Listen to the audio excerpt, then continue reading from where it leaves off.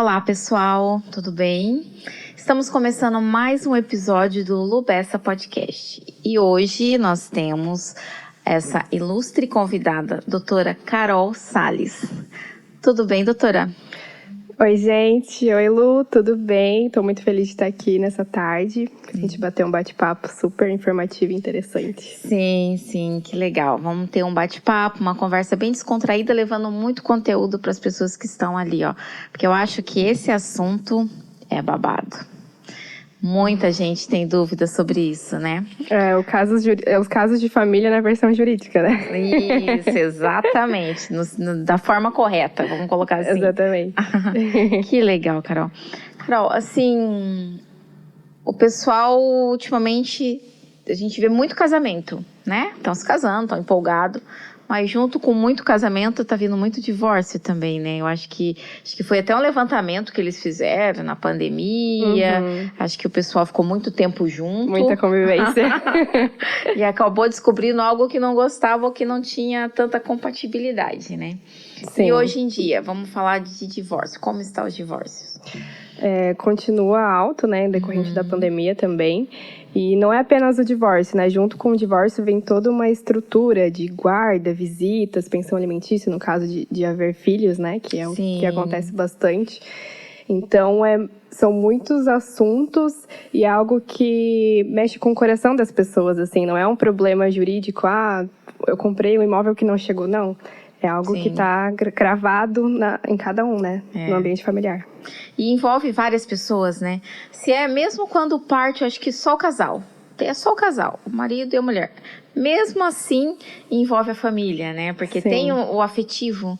Porque por mais que não deu certo entre os dois, mas a família acaba sofrendo também, né? Sim, muitas vezes o próprio casal não consegue procurar um advogado para fazer ali, regulamentar toda essa situação e acaba falando para um parente ir nos procurar, né? Sim. Para dar andamento, porque eles não tem cabeça para isso. Olha só, tão eu grave imagino. Porque é bem assim, principalmente porque, na verdade, quando a gente se casa é uma coisa que a gente quer, né? Que toda a família se dê bem, né?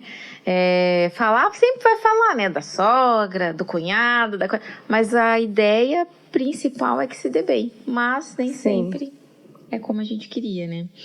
E divórcio. Quando se fala divórcio, aí vem o quê? A divisão de bens, como é que funciona isso? Porque acho que é o que mais dá dor de cabeça, né? Sim, quando eles se divorciam, na verdade, eles nem lembram o que eles fizeram quando foi casar. Porque tá naquela empolgação. O amor. Do amor. Tudo é nosso, né? É nosso, meu bem, teu bem. Vai ser pra sempre, presente de Deus. Presentinho de Deus. E acaba não dando importância a coisas que são importantes, que depois podem refletir, né? Sim. É óbvio que a gente não espera que dê errado, mas é importante ter essa visão para o futuro, né? Então, a primeira questão que vem ali com o casamento é a escolha do regime de bens.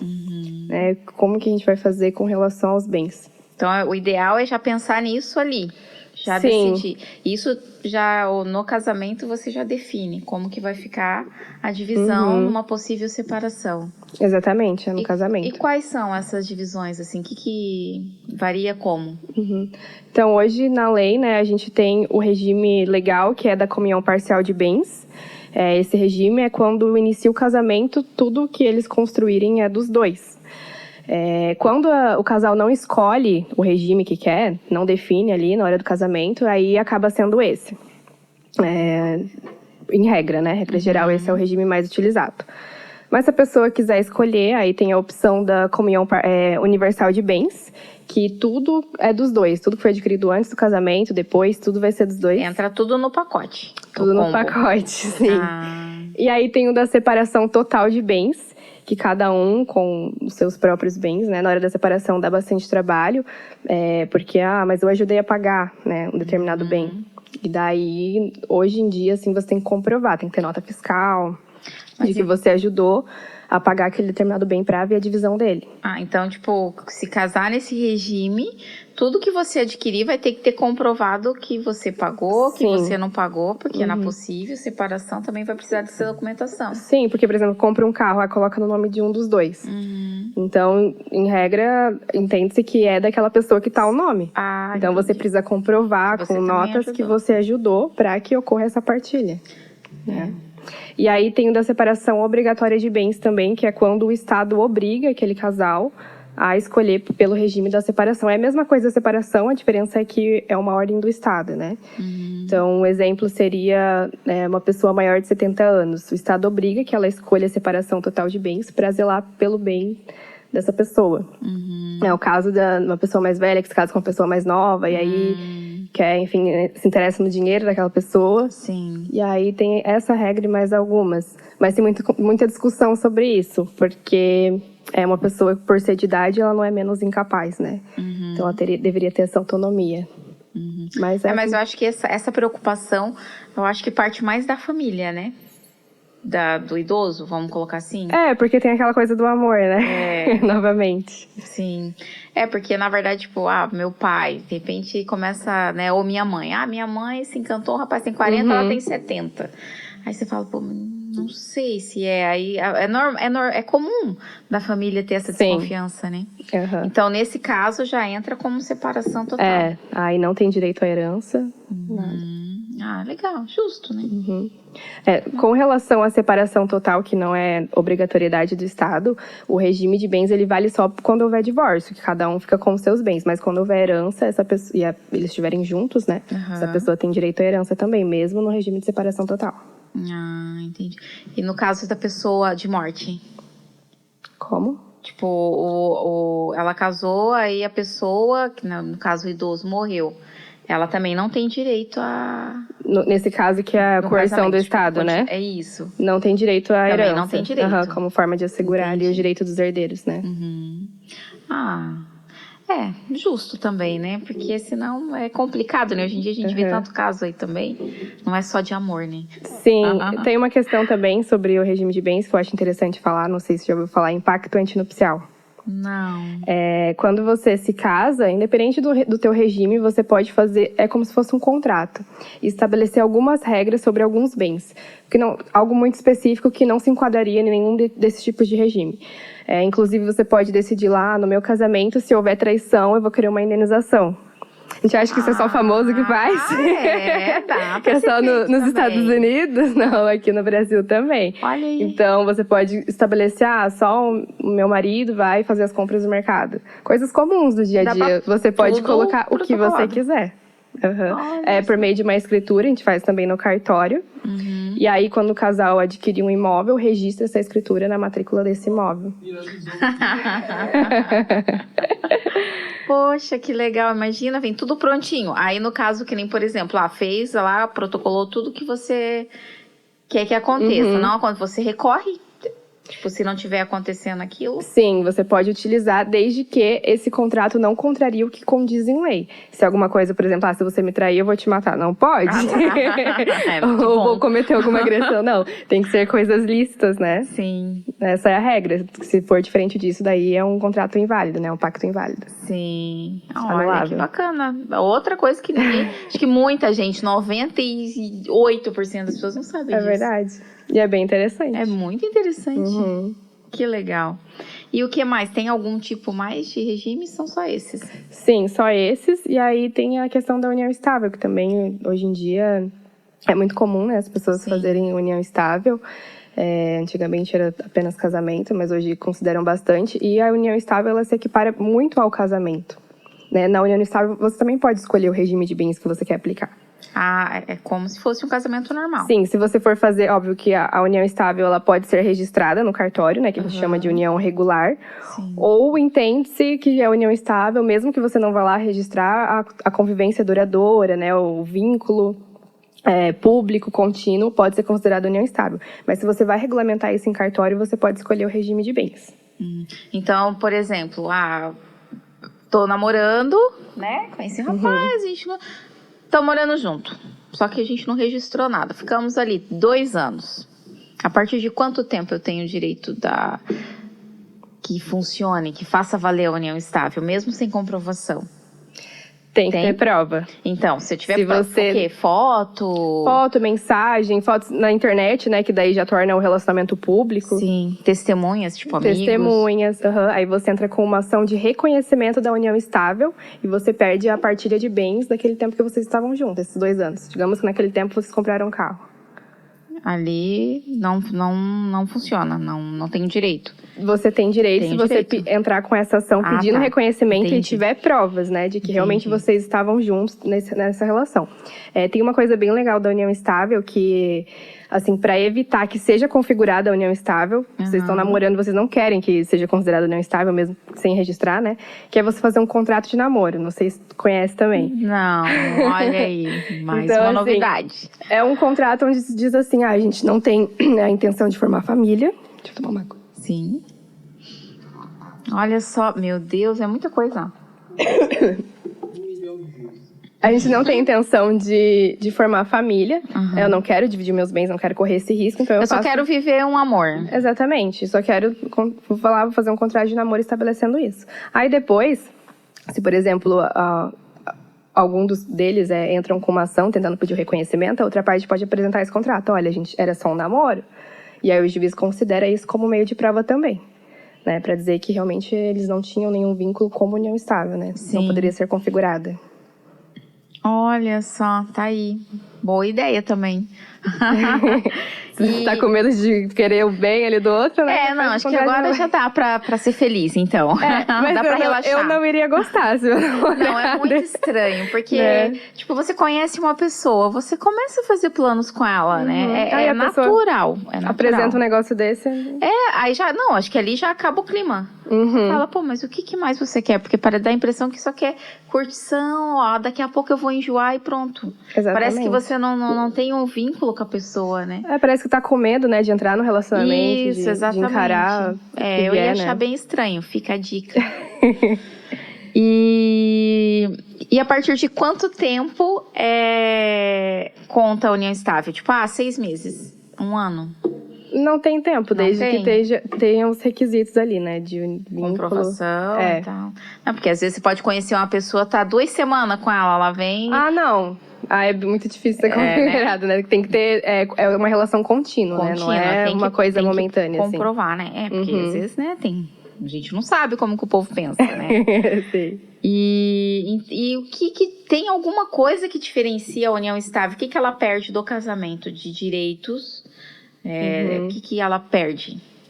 A união estável, ela não altera o estado civil, né? Você não se torna casada. Se você se separar, você não muda para divorciado. Você permanece como solteiro.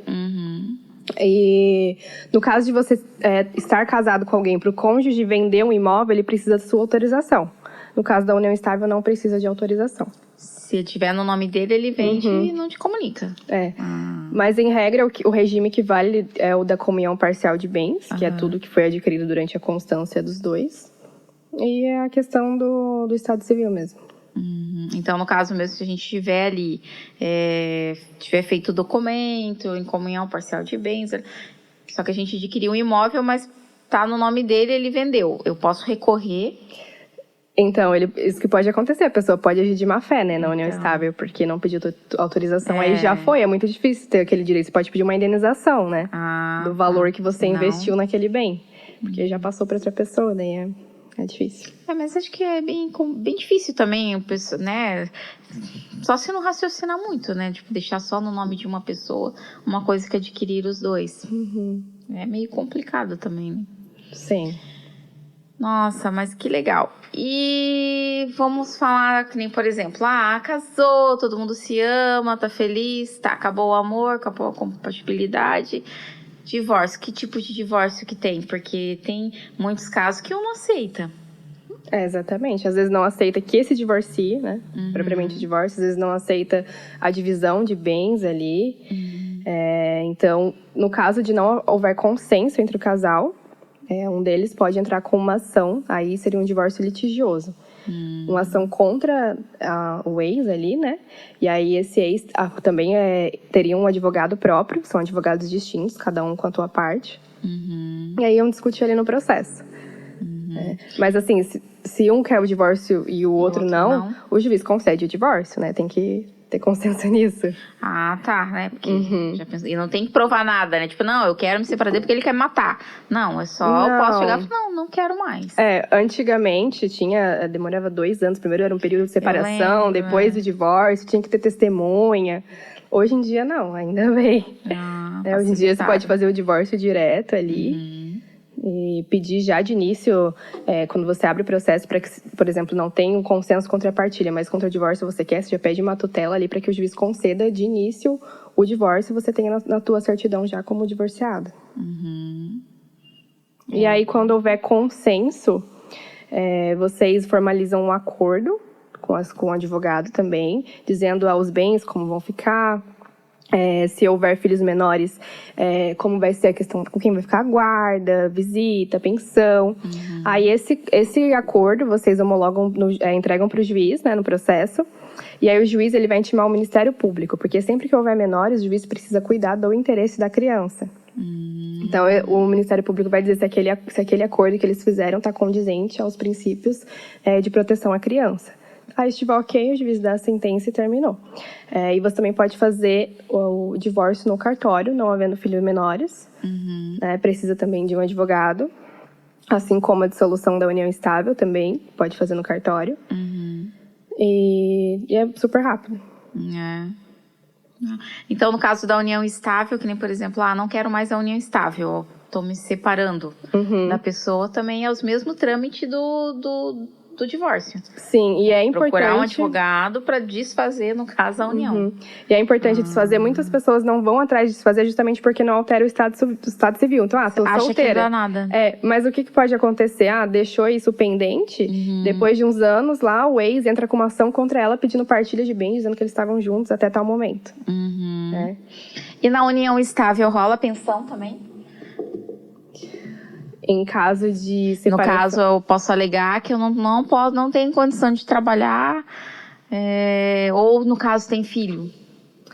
Sim, porque tem a questão da afetividade, né, do vínculo. Isso. Então, pode recorrer também e pedir os alimentos. Porque daí, tipo, não fomos casados, tivemos só uma união estável, mas tivemos filhos. Sim, tanto para o filho quanto para, eu entendi o que tu quis dizer, para a mulher, por exemplo, que era do lar. Né? Isso, exatamente. Também pode pedir. Pode recorrer.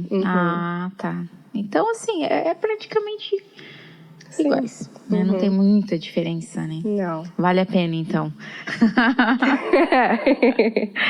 E tá. Agora a gente falou de uma separação só homem e mulher.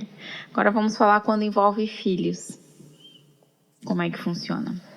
Então, aí é esse sistema que eu falei, né? Você entra com uma ação judicial e aí o Ministério Público participa do início ao fim dessa ação para cuidar dos interesses do menor. E aí ali vai estar regulamentado tudo, quanto que vai ser de pensão, os dias de visita, final de semana alternados. E que nem, por exemplo, o pessoal fala sempre... não, porque no caso, o cálculo da pensão é uma porcentagem fixada, depende do valor, de quanto que a pessoa recebe, como que funciona? Como que eles usam para esse cálculo, né? Então, não tem um valor máximo, né? Nenhum valor mínimo, assim, para ser estabelecido sobre a pensão. Sempre leva em consideração a necessidade do menor e a possibilidade da pessoa que vai pagar a pensão. Então, assim, se ele é autônomo, a gente não sabe dizer quanto ele ganha, então a gente acaba pedindo sempre com base no salário mínimo. Né? Claro, considerando a ex, ela vai saber, né? Sim, ela vai certeza. saber. Então, ela pode apresentar prints, né, de conversas, dizendo quanto que ele ganhava, e a gente vai pedir com base no salário mínimo. Quando ele é empregado de uma empresa, a gente pede com base no salário dele, né? E aí pede o desconto. Tem que dar essa informação. Sim, dá essa informação. O juiz intima a empresa, né? Dá um ofício para a empresa se manifestar, dizendo quanto que ele ganha.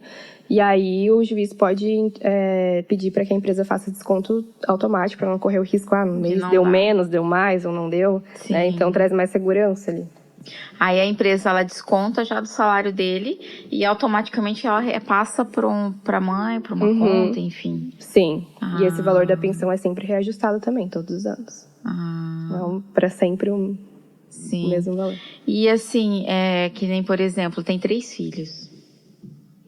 Como que é feita essa... É um valor total, é esse valor estipulado dentro do salário e divide para as 3 crianças. Aí tem que levar em consideração o tanto que o pai ganha, né, ou a mãe, né, porque hoje em dia não é só o pai que paga a pensão, né, pode ser qualquer um dos dois. E por ter 3 filhos, acaba tendo que ser um valor menor, né, dependendo que a pessoa recebe. Porque tem que garantir também a sobrevivência dele. O que não pode acontecer é os filhos terem uma qualidade de vida muito diferente da qualidade de vida que o pai tem. Então, se o pai tá ostentando por aí e o valor da pensão tá baixo, ou a mãe pode recorrer. Pode recorrer, apresentar provas também. Hoje em dia a internet colabora bastante nisso, né? É porque tem uns que são meio burrinho também, né? Tipo, alega lá que tá até desempregado, que ganha pouco. Aí tá ostentando open bar, né? Nas festas e carro, e, enfim, viagens. Então ela pode, se ela tiver prova, ela pode recorrer. Sim. Aí o juiz vai analisar conforme a necessidade e possibilidade.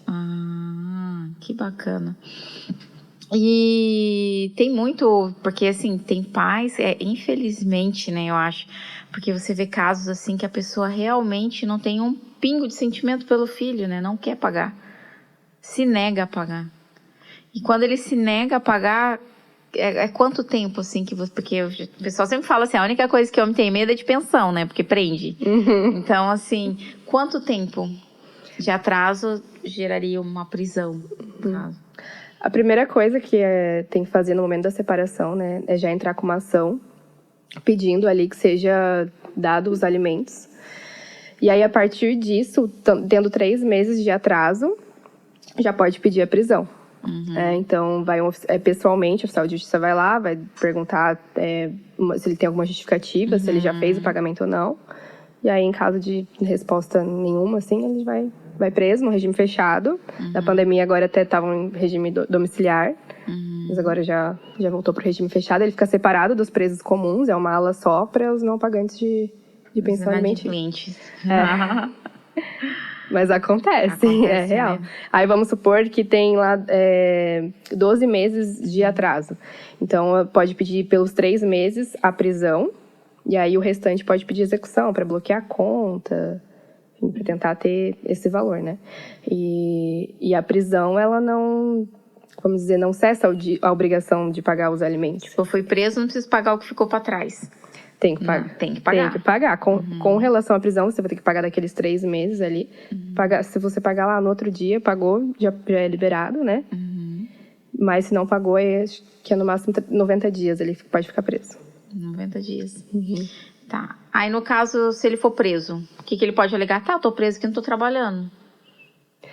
Não pode, isso não é argumento para não pagamento da prisão. Porque assim, não tô trabalhando, mas você se alimenta. Como que você tá vivendo? Não, o fato dele estar preso, ele vai ficar 3 meses preso. Esses 3 meses, ele tem que pagar, tem que começar a colocar em dia. Tem que pagar os atrasados com relação à prisão, que é os 3, porque depois ele pode ser preso de novo. Ele não pode ser preso pela mesma dívida. Então, sobre esses 3 meses ele não pode, mas depois para outras 3 que ele deixar de pagar, futura, pode ser preso. E quando o pessoal falava assim, você não paga, o vô paga. Lembra que primeiro o pessoal falava, tem que dar jeito de pagar, porque senão o pai do pai, no caso, sobra realmente pro pai, em algum caso, assim? Pode requerer. Os avós, no pode caso, requerer, né? Mas assim, aquela dívida é estritamente daquela pessoa. Então, seria uma nova ação pedindo alimentos complementares, né, do avô, enfim. Mas também pode. E também pode o próprio pai, né, pedir para o filho, quando o pai estiver idoso. Então, a pensão não é sempre do pai para o filho. Né? O filho também pode ter a obrigação de pagar alimentos no futuro. A idade o quê? Da idade do idoso, a partir de 60 e... Não tem idade. Não tem. É sempre que houver necessidade... Ele pode entrar com pedido Pode entrar com pedido de pensão. E aí, aquela questão que a gente comentou também da mulher, quando se separa, também tem direito à pensão alimentícia, né? Tem um caso até de uma atriz famosa... até posso falar porque é um caso público, a Stephanie Brito, ela fazia novela na Globo. E daí ela começou a namorar com um jogador de futebol, Alexandre Pato, e aí ele ganhava milhões, assim. Falou, olha, eu não quero que você trabalhe mais. Aí ela largou o trabalho dela, começou a recusar todas as novelas da Globo, e aí eles terminaram.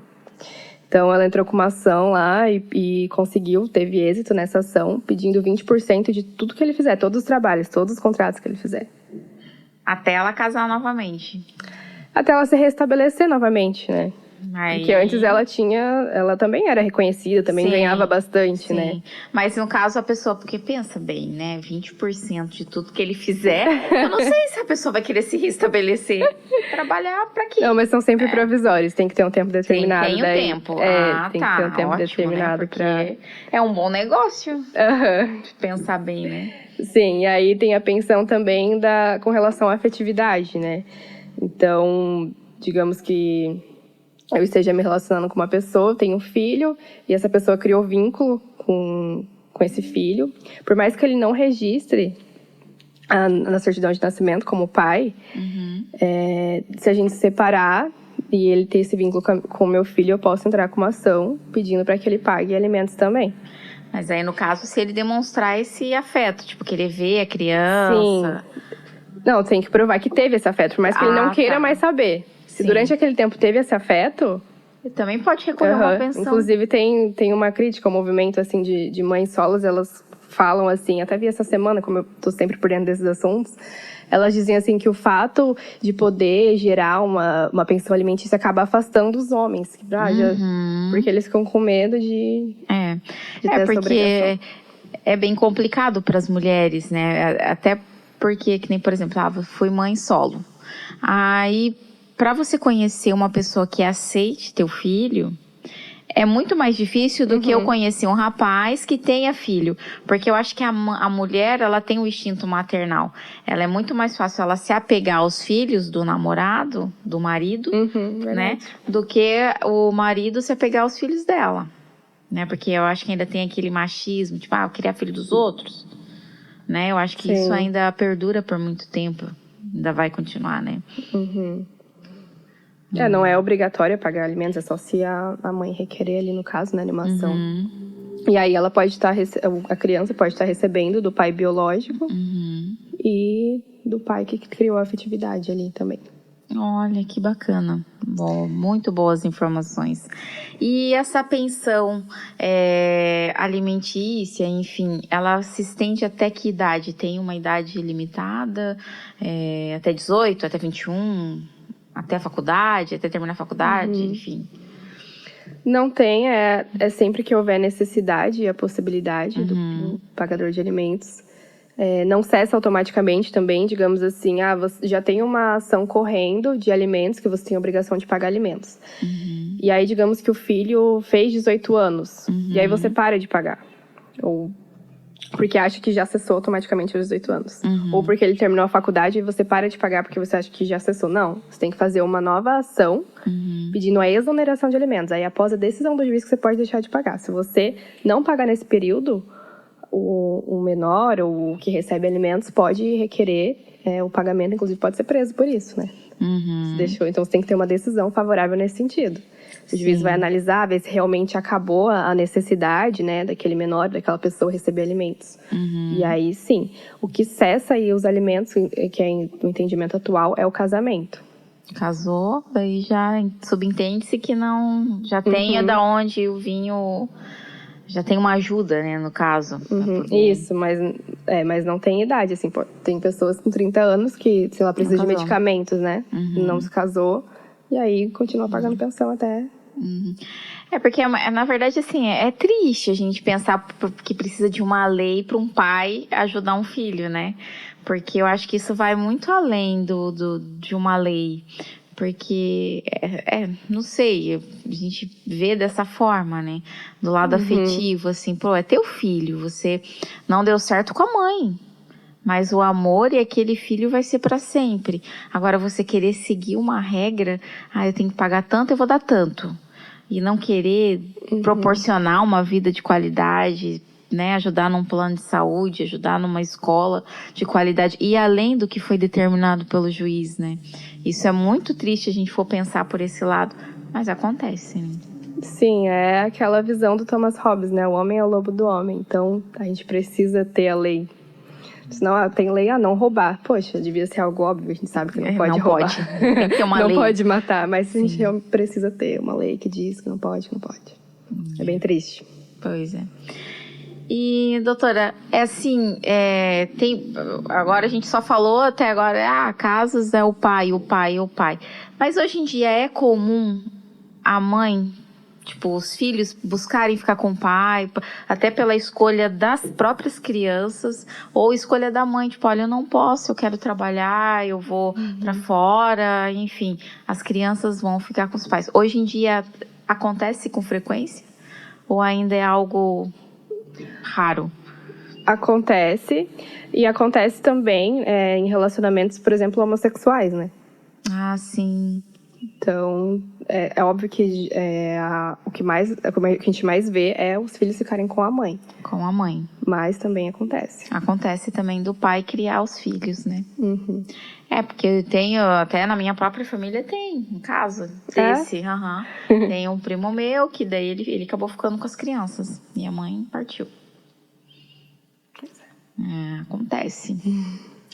E desemprego justifica? Tipo, não tô trabalhando, eu não sou autônomo, eu não sou contratado por empresa, simplesmente não tô trabalhando. E daí? Você que lute, vai morrer de fome? Se você tá se alimentando, teu filho tem que se alimentar também. Tem que se alimentar. Então não é justificativa. Tem que dar um jeito. E assim, um aspecto bem importante da pensão é que ela não pode ser compensada. A pessoa que paga alimentos, ela não pode ir lá e levar comida, por exemplo, na casa onde tá a criança, né, como em guarda. Não pode dar roupas. Dei roupas, então esse mês eu não vou fazer o pagamento de alimentos. Não pode. É aquele valor em dinheiro, né? Que você dá fora disso, presente, enfim, colaboração, mas tem que ser sempre em dinheiro. Se, por exemplo, comprei material escolar esse mês e não dei a pensão, pode pedir a prisão, né, se já houver outros atrasos. Comprei um armário, comprei um tênis, vou abater. Não é argumento. O valor tem que ser depositado. Tem, independente. Nada mais justo, né? E tem também uma questão dos alimentos que... não sei se tu já ouviu falar dos alimentos da mulher. A mulher grávida, ela já pode pedir alimentos assim que ela engravidar, para que o pai da criança arque lá com valores de parto, medicamento, psicológico, físico. Então, desde já pode entrar com ação. Até depois essa ação pode ser revertida em alimentos para o filho que nascer, né? E daí um aspecto bem polêmico sobre esse assunto é que, digamos que a criança nasce e o pai pagou a pensão ali durante toda a gravidez, depois faz um teste de DNA e descobre que aquele filho não é dele. E daí, será que ele teria o direito a ter de volta os valores que ele pagou? E aí? Então, o entendimento é de que ele não tem direito. Pagou. A não ser que ele prove que a mulher agiu de má fé ali, sabia que não era ele e mesmo assim pediu os alimentos. Tipo, comentou com uma amiga, a amiga foi lá e falou assim, ela sabia que não era, tenho gravado aqui. Se tiver gravado. Mensagem. Sim, aí seria a prova. Porque até então ele era pai, né? Tipo, não tinha como, não tem como recorrer. Não. Que legal. E no caso de relações homoafetivas, os direitos são os mesmos? Os mesmos, família igual. Mesmo quando, porque hoje em dia está muito comum o casal, né, adotar, mas às vezes não adota, às vezes eles mesmos acabam gerando os próprios filhos, enfim. Então, ali no caso, separou, um vai ficar com as crianças, o outro vai ter que contribuir com a pensão. É a mesma coisa, não muda nada. É a mesma coisa. Com relação aos cachorros também. Cachorros os pets entram também. Tem bastante discussão em casa já, né? De cuidados com pet. Enfim. Mas aí entra, tipo, pensão ou a guarda, no caso? Com relação a quê? Nos pets, também precisa decidir tudo, né? Você pode chegar no consenso. Pode, não que precisa, mas pode... Sim. Não é obrigatório. Não. É consensual. Mas é legal. Né? É um vínculo, né, que a gente tem. É um vínculo. Acho que, na verdade, só quem tem animal vai saber essa parte. Né? Que vai sofrer. Para alguns é loucura. Para alguns é absurdo. Né? Mas para quem realmente gosta dos bichinhos, sofre mesmo. Sofre bastante. Mas hoje, assim, dentro do direito de família, qual que é o assunto que mais predomina? Problema é divisão de bens. Esse tá no topo. Divisão de bens junto com alimentos também, né? Que sempre dá problema, porque não pagam devidamente. E no caso que nem, por exemplo, sou casada, tenho 2 filhos E o pai super novo lá, vamos colocar lá, uma mãe de 20 anos com 2 filhos e o pai 21 anos morre. Tipo, não tem uma... Como é que fica as crianças? Tem alguma coisa que assegura elas? Não. Tem a pensão por morte, né? E eles herdam também tudo que era do pai. A mãe tem o direito, digamos que os filhos são maiores, a mãe tem o direito de ficar na casa, que era deles até ela morrer, mas se tiver outros bens, aí faz o inventário partilhando, eles são os herdeiros necessários. A companheira e os filhos.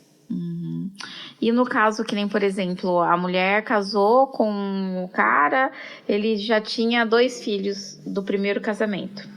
Aí eles casaram em comunhão, tipo, o que eles adquirirem é dos 2, né? Aí ele morre, ou ela morre. No caso dele, ele morre, né? O que ela adquiriu ali no casamento é dividido com os filhos também dele. Isso. Do primeiro casamento. Divide com No os caso, filhos. seria a parte dele e vai para os filhos do imóvel. Sim.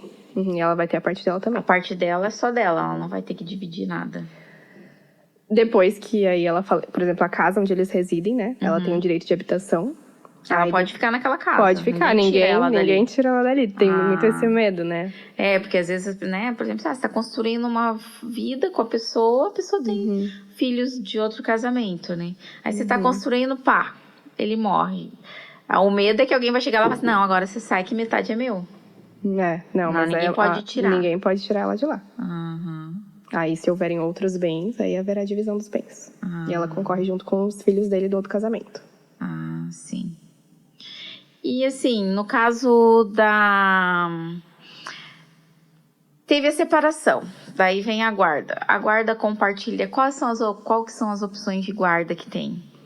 Então, as mais utilizadas é guarda compartilhada e guarda unilateral.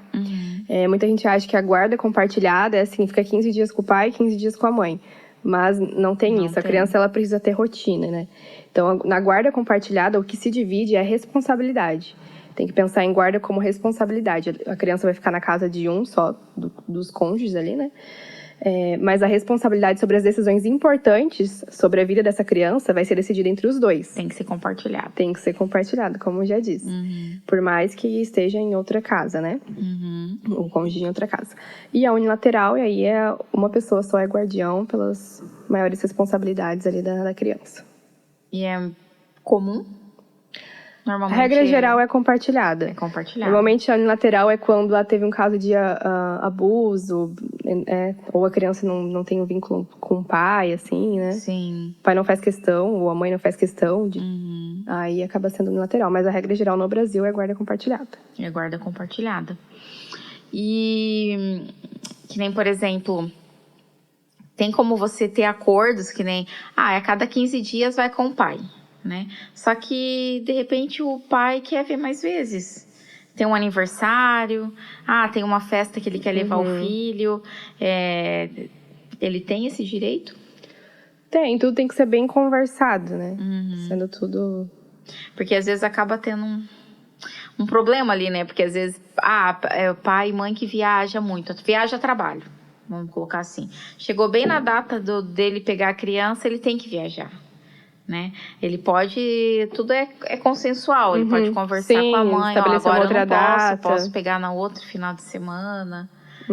Sim. Pode. Isso tudo eles têm liberdade escolher.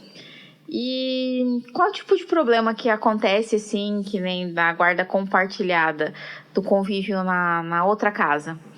Tem muito dessa influência de pessoas, às vezes, tipo, namorada do pai ou namorado da mãe, querer direcionar a criança, querer influenciar a criança em alguma decisão. Existe? Então, aí você me lembrou o termo que é a da alienação parental, que pode acontecer, vinda também de uma namorada do genitor ou um namorado da genitora. Só explicando um pouco sobre alienação parental, é um termo da psicologia. E acontece ali, principalmente quando o casal se separa, né? E aí os pais ou outras pessoas ficam influenciando a criança a ter um tipo de pensamento sobre os genitores. Então a mãe fala, teu pai não presta, teu pai não vem te visitar porque ele não quer te ver, ele não gosta de você. Tá com outra lá, ó, podia estar com você. Ou também o pai de querer saber o que tua mãe tá fazendo, querer controlar a vida da mãe por meio da criança. A criança não tem que prestar esse tipo de informação, né? Sim. Ela tem que ser cuidada. Então, isso acaba gerando muitos danos psicológicos na criança e consequências também em toda a estrutura familiar dela, a vida dela, né? Lá na frente. Hoje existe uma lei que foi criada em 2010, que é a Lei da Alienação Parental. E ali diz o que pode ser... o que é alienação parental, quais são os casos. Cita alguns exemplos ali, né? Que é alguns desses que eu falei. Mas a vida é muito dinâmica, né? Pode acontecer outras coisas que não estão ali descritas na lei. E tudo isso precisa ser analisado. Então, a gente pode utilizar a alienação parental para pedir uma indenização, por exemplo. O que o juiz pede é que seja feito um estudo psicológico ali, um laudo, né? Apresentado para que ele possa ver se realmente foi comprovada essa alienação parental. Porque é muito difícil comprovar. Sim. E só com a ajuda do psicólogo, né? O auxílio psicológico, porque ele vai ter que trabalhar com essa criança para descobrir se realmente tem essa alienação, né? Sim.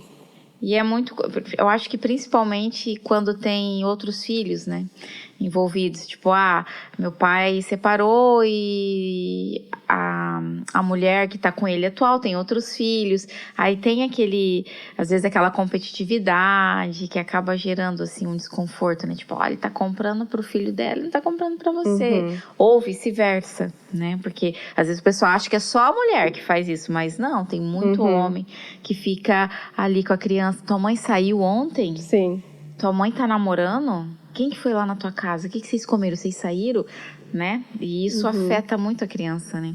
Só que, mais uma vez, é triste, né? Você pensar que um pai ou uma mãe é capaz de fazer isso com o próprio filho, né? Não triste. Se ligar que a criança tá sofrendo. A criança já sofre com a separação em si, né? Exatamente. Porque o comum, eu acho, que é você quer poupar o teu filho de qualquer sofrimento. Né? Seja pai ou seja mãe, eu acho que você quer proteção, né? O instinto de proteger, de poupar o filho. Só que não é isso que acontece. Você vê assim, muitas vezes acho que o filho vira uma arma. Exatamente, uma troca de moeda ali entre os dois. Uma troca de moeda, exato, uma troca de moeda. E é incapaz de pensar, é só o interesse financeiro mesmo, ou nem é tanto financeiro, às vezes, é só pelo, não aceita, né, o fim do casamento e quer ficar perturbando mesmo. Sim, e a alienação parental, ela pode ser usada como uma ação indenizatória, né, para a criança, ou adulto, quando estiver mais velho, e também para aquele cônjuge ali, né, que sofreu isso. Por exemplo, não pude visitar meu filho por conta dessa alienação parental. A mulher mudou de cidade. Mas não porque era melhor para a criança, não porque era melhor para ela. Foi para afastar. Então, criar esse afastamento com o genitor é caracterizada a alienação parental. Né? Tirar esse vínculo, não quero que tenha vínculo. Ou quando a criança perguntar quem que é o meu pai, minha mãe não dá, omitir informações, né? Não quer passar a informação do pai, nem nada. Não quer que a criança tenha esse vínculo, e é direito da criança ter o vínculo com a mãe e com o pai. Né? Ou com o pai. Ou, no caso de relacionamento homossexual também, né? Também? E no caso de partilha de bens em área rural? Então, na verdade, vai ser conforme o regime de bens escolhido. Tudo lá do início também. Tudo lá do início. Mas tudo pode ser feito por meio de um acordo também, né? Para você dividir uma área rural, metade é muito difícil. Porque às vezes é uma área muito grande, às vezes a pessoa quer escolher, não, essa parte é minha, como é que eu vou estruturar isso, né? Eu até tive um caso recentemente, que a gente fez uma audiência, assim, de mais de 2 horas. E aí tava cada um com uma folha assim, e eles desenhando. Porque essa parte aqui, porque o terreno é assim. Eu voltei da audiência cheia de desenho pra casa. E eles não chegavam. Essa parte do bolso é meu. E eles não chegavam num consenso certo, né? E como é que o juiz ia entender isso? Porque se o juiz vai dar a sentença, ele vai dar metade pra cada um. Aí não tem como eu escolher, eu quero o rio que passa ali pra mim, entendeu? Não tem como você ter essa liberdade de escolher. Então, é muito melhor que as partes tenham essa consciência e cheguem num consenso, né? Então, nesse caso, de tanto desenhar, a gente descansou lá na audiência. E aí, a gente contratou um engenheiro para fazer o desenho topográfico ali do imóvel rural. Aí, essa parte aqui é do fulano, essa parte aqui é do fulano. A gente entregou para o juiz o desenho do engenheiro topográfico. E foi feito dessa forma. É uma saída, assim, né, para casos de partilha de imóveis rurais aí que tiver essa dificuldade de estabelecer. Porque a partir da árvore que tem a laranjeira ali é minha, mas tá, e se essa árvore sumir, né? Exatamente. Qual vai ser a base ali para fazer essa divisão? E também, às vezes, tem uma área que é mais produtiva. Né? Aí é mais injusto, produtivo. Né? Daí eu vou ficar com a parte produtiva e vou deixar a outra, né? Não tem como, Acho que vai ter que ter um auxílio de alguém mesmo porque senão é injusto, né? E no caso, tipo, os pais separaram, a criança ficou com o pai. Vamos colocar um exemplo, né?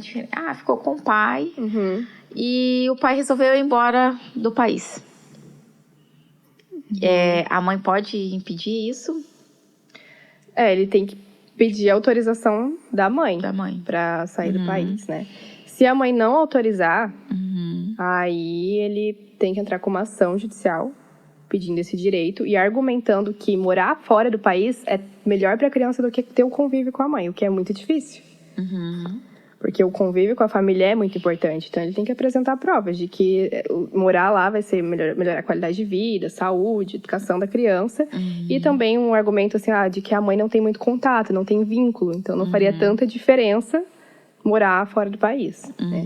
Mas precisa dessa decisão. Ele não pode simplesmente fugir com a criança, senão está cometendo um crime. Sim. Então, tem que ter ali o consenso ou a decisão do juiz, conforme a análise, pensando sempre na criança ali, né? No melhor para a criança. O que ele vai levar de base é o melhor para a criança. Exatamente. É isso que vai pesar. É isso que vale nas ações que envolvem crianças. Pode alegar que o colégio é melhor, educação, enfim, qualidade de vida é melhor. Não posso só pegar, não, vou mudar porque é o meu trabalho. Não. Tem que pensar no melhor para a criança. E daí a mãe, que no caso não quer que viaje, ela também vai ter a oportunidade no processo de se manifestar, dizendo a opinião dela de que é melhor a criança ficar, por causa do vínculo, enfim. Que bacana. Que nem no caso que acontece muito às vezes até os casamentos mais antigos, né? Que acontece muito isso, já tem um longo relacionamento.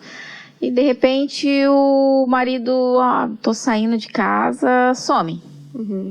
E nesse sumir ele vai, constrói uma outra vida e nada se resolve. Porque como ele sumiu, não teve um divórcio, não teve uma separação, não teve nada. Aí passa-se alguns anos, ele aparece querendo direito a tudo que ele tinha. Que se pode fazer nesse caso? O famoso foi comprar um cigarro, não voltou 5 anos. mais, né?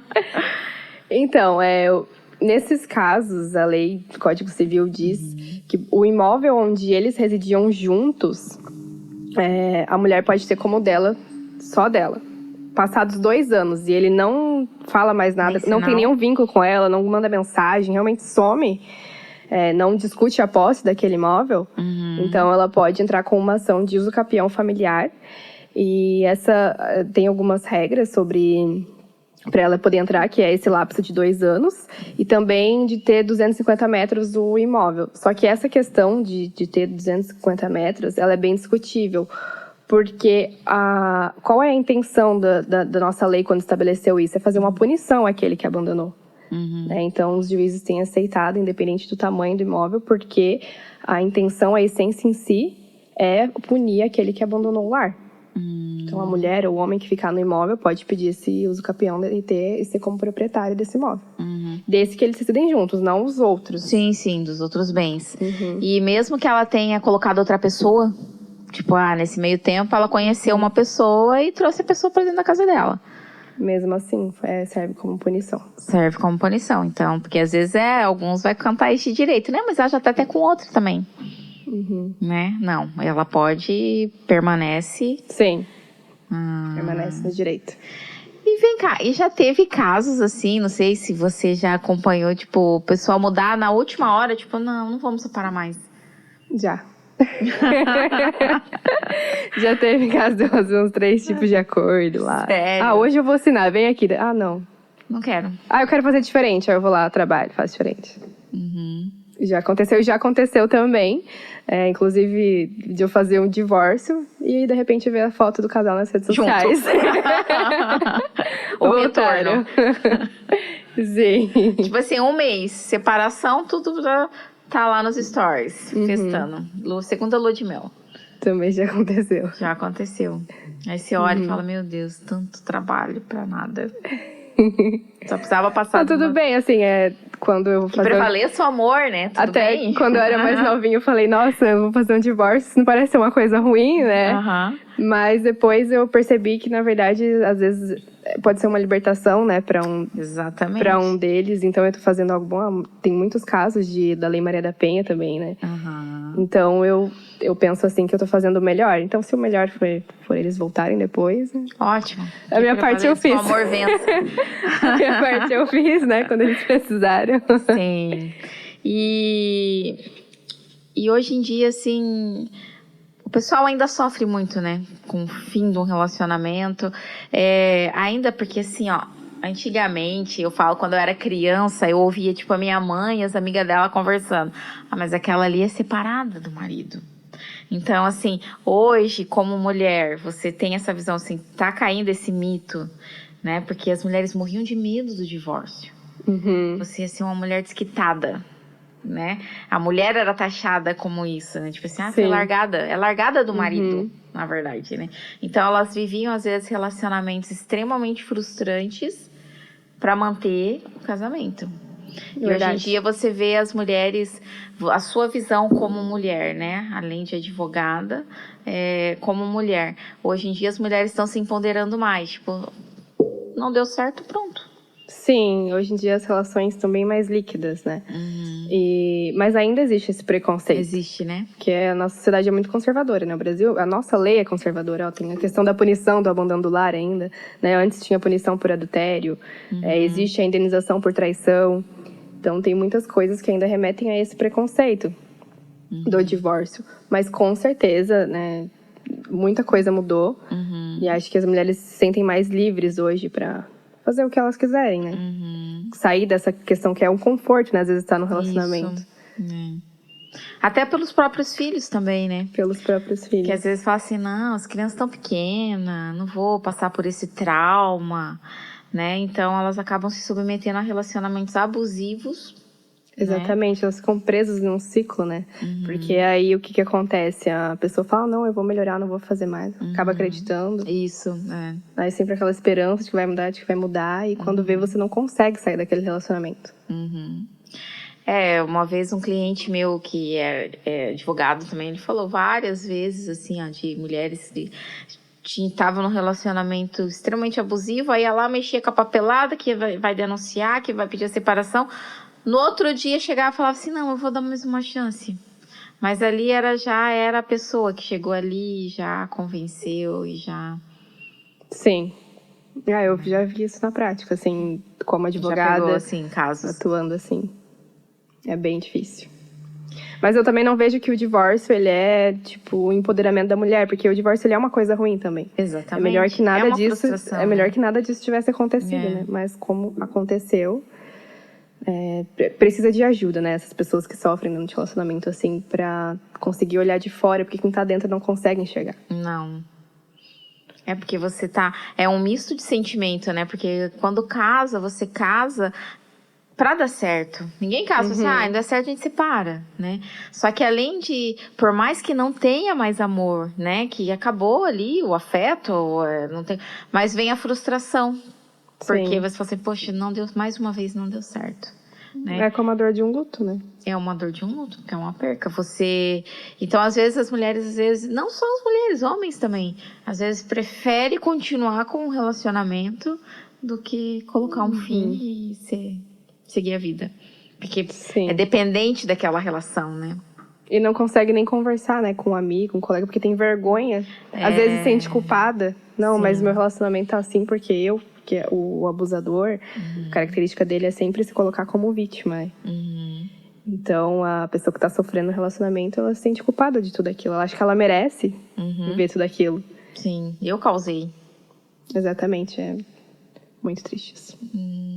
E no caso que nem de violência, que nem o pai, o marido, tá, às vezes foi agressivo, às vezes até aquela agressão não precisa nem ser física, é agressão verbal mesmo. No caso de separação, a mãe pode alegar isso para não dar a guarda, que ele não tem acesso ao filho, se ela conseguir comprovar? Ou não? Acesso cada caso é um caso, né? Não é porque o relacionamento deles era assim que com o filho tem direito, né? A não ser que depois comprove que o filho também sofria, né, abusos. Aí sim. Tá. Se ela conseguir provar isso, mas no caso, porque às vezes a gente se limita em agressão física, mas existe hoje, você deve ter visto muito isso, que tem aquela agressão verbal também, a pessoa manipula a outra, né? Vai podando a pessoa, assim, é uma forma de agressão também. Sim, né? Violência psicológica. Violência psicológica, isso daí. Nossa, que legal. Mas assim... legal não, né? Porque chega a ser uma coisa triste saber que chega num fim como esse, né? Demais. Eu acho que, igual você falou, o divórcio de alguma forma, é uma coisa triste. Mas que bom que as leis nos amparam e tenta ser resolvido da melhor forma possível para ambas as partes. Sim. Né? E a gente pode ver que é muito extenso, né, doutora? É muito além do que uma pensão, do que uma visita, né? Eu acho que o direito de família engloba muita coisa. Demais. E o profissional da área do direito de família, né? Ele tem que ter muita paciência. Ele tem que saber lidar com essas coisas também. Porque, às vezes, as partes acabam achando que você é psicóloga. Então, não, é muito diferente das outras áreas, sabe? Que envolve muito mais coração, assim. E vai além do financeiro, envolve emocional, né, tudo isso. Por isso que a gente sempre fala, né, tem que estar amparado por alguém. E ninguém melhor para se amparar numa situação dessa do que procurar auxílio de um advogado para te orientar, para ver até, porque tem coisas que você tem que ver desde o início, né? Antes de dar a entrada no divórcio, você já tem que se calçar. É bom você estar sempre... O que você dá de dicas, assim, para alguém que está vendo agora em casa, tá dentro de um relacionamento, passou pela cabeça, não, gente, acho que realmente meu casamento chegou ao fim. Qual o primeiro passo? Primeiro que tem muita desinformação, assim, até porque o divórcio sempre foi uma coisa... Teve preconceitos, né, como a gente estava falando agora. Então, às vezes a pessoa acha que, se eu entrar com divórcio, eu não vou ter direito. Às vezes acha que não sabe dos direitos realmente que tem, né? E aí o que eu indico para quem já deu o basta é procurar, se você não tem condições, né, a Defensoria Pública, que eles atendem casos de pessoas, se você está ali dentro dos requisitos, gratuitamente, né? E procurar algum advogado que seja da sua confiança, porque você vai estar partilhando ali a coisa mais íntima da tua vida, né? Tanto é que os processos familiares, eles são sigilosos, ninguém tem acesso. Entendi. Então, alguém confiável. Às vezes também uma pessoa próxima, né? Um amigo, um parente mais confiável para estar te ajudando nessa, porque às vezes não tem nem cabeça, né? E acaba não dando tanta atenção a coisas que são importantes ali na hora de estabelecer a pensão, de fazer o divórcio. Eu quero me divorciar logo, aí o pai, só posso pagar R$300, acaba aceitando, sendo que ele pode pagar mais. Só pra terminar aquilo logo, quero me livrar disso logo. Sim. Então tem que ver tudo detalhadamente.